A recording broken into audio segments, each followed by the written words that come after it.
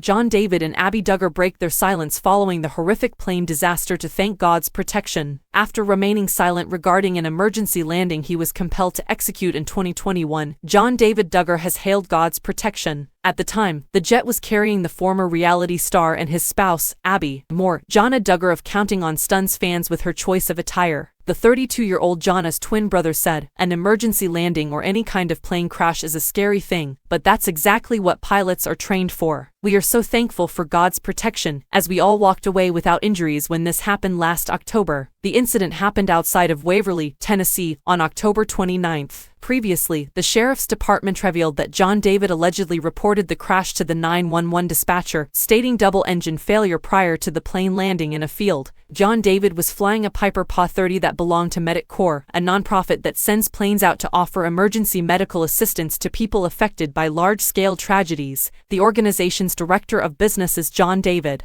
The TV family was going through a rough moment when the crash happened because Jonna had been charged with a misdemeanor count of endangering the welfare of a child in Arkansas a few weeks before. The 32-year-old Jonna has now reached an out-of-court settlement to endanger her child. The claimed infraction occurred on September 9th and a judge's trial was set for January 10th. However, the defendant entered a not guilty plea. Afterwards, the former reality star altered her plea and paid a $880 fine. Josh, the older brother of John David and Jonna, was found guilty of receiving child pornography a few weeks after the crash. The jury deliberated for around 4 hours before returning with a decision. The father of 7 is currently awaiting sentencing. He faces a maximum sentence of $250,000 in fines and 20 years in jail.